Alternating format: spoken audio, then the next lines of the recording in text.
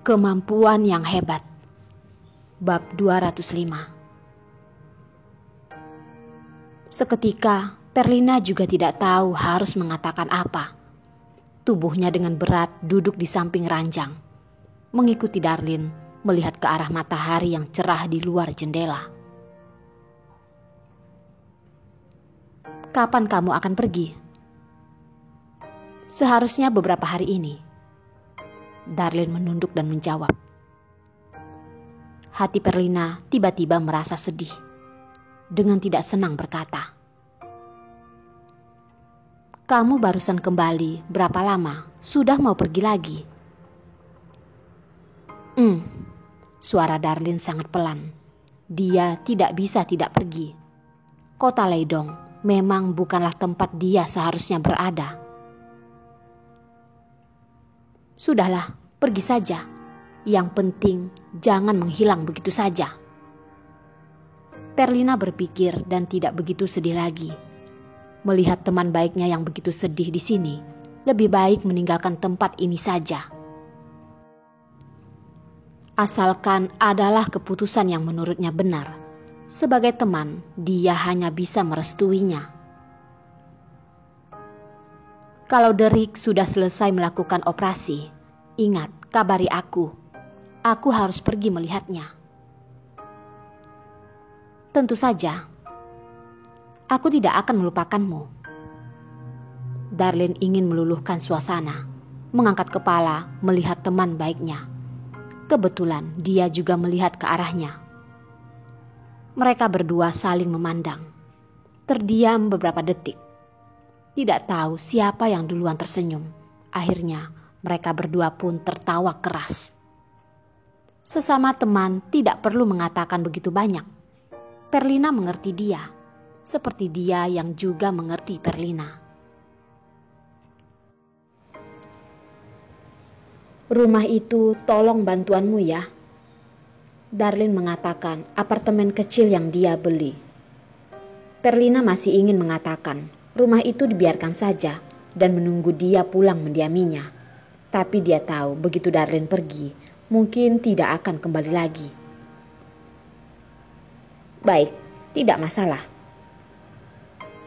Keheningan yang sangat jarang. Mereka berdua duduk dan berbincang dalam waktu yang lama.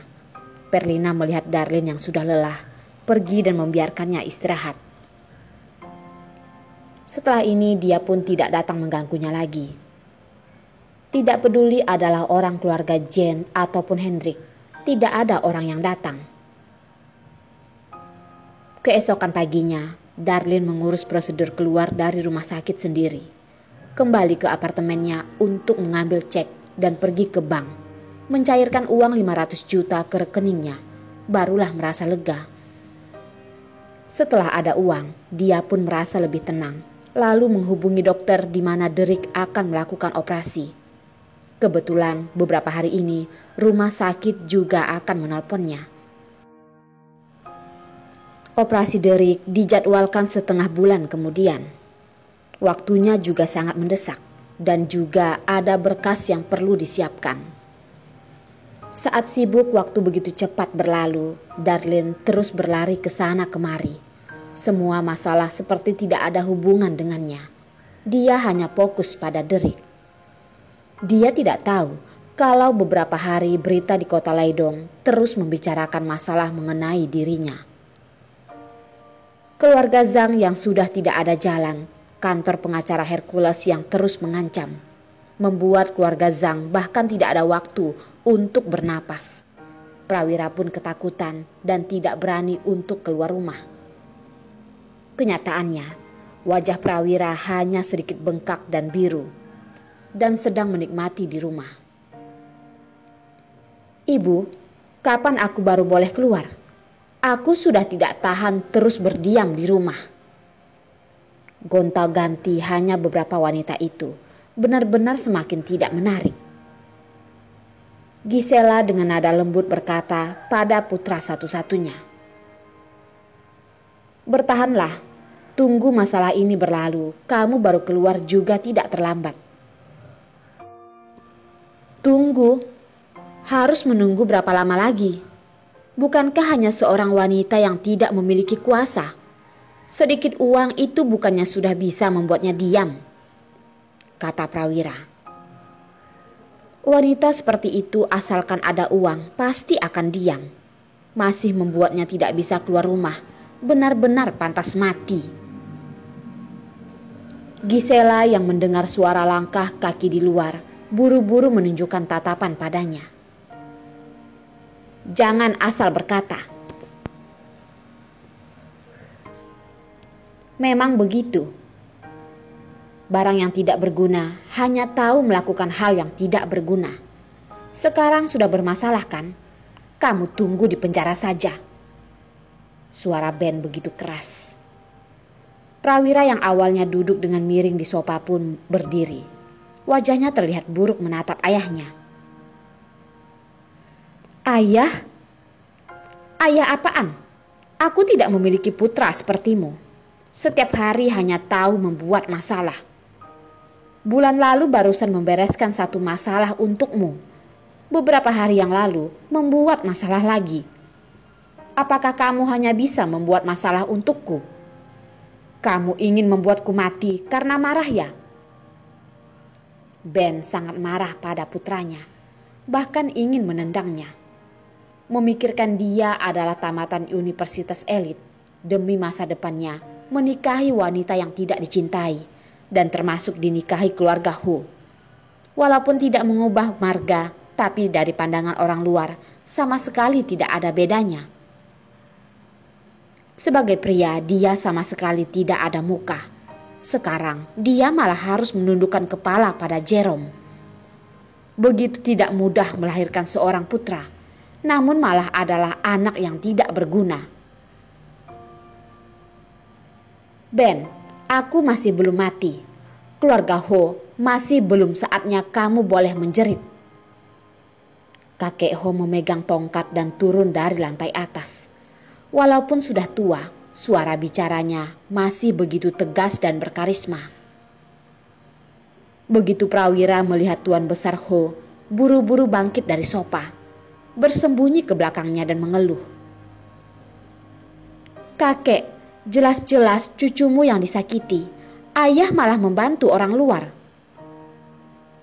Ayah, aku tidak bermaksud seperti itu. Ben masih secara refleks merasa takut pada Tuan Besar Ho. Tuan Besar Ho dengan dingin mendengus, tidak melihatnya lagi. Tatapan tua itu melihat ke arah cucu kesayangannya.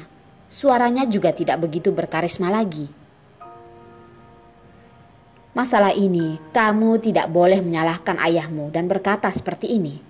Sekarang kalau bukan karena ada keluarga Ho yang membantumu, sekarang kamu sudah berada di dalam penjara. Kakek, mana mungkin separah yang kamu katakan? Bukankah adik sepupu mengatakan CCTV taman sudah rusak dan aku juga tidak melakukan apapun pada wanita itu? Prawira tidak percaya. Dulu dia menghamili seorang wanita.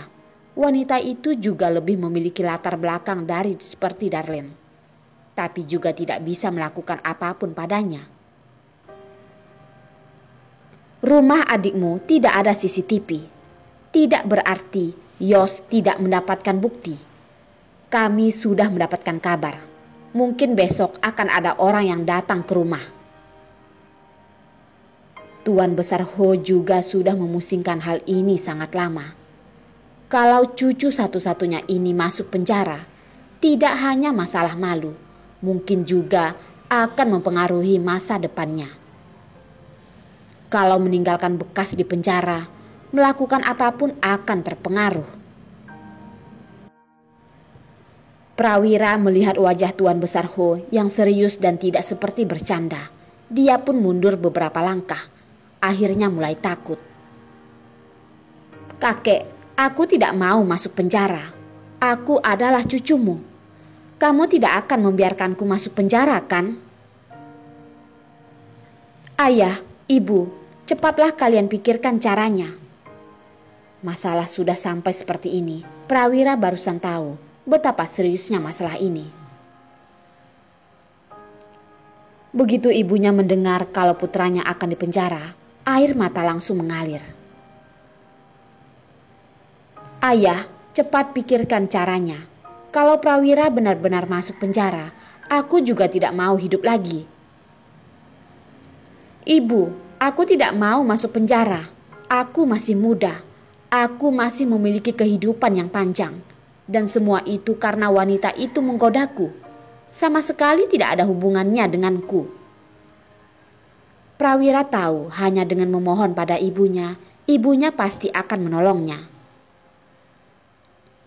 Ternyata ibunya itu begitu sedih dan sangat tidak tega melihat putranya menangis. Ayah, aku tidak peduli. Kalian tidak boleh membiarkan Prawira masuk penjara. Kalau begitu hidupnya akan ternodai. Bagaimana dia akan menemui orang ke depannya nanti? Ben pun sakit kepala karena terus diributi. Tapi dia juga tidak mungkin tega membiarkannya begitu saja.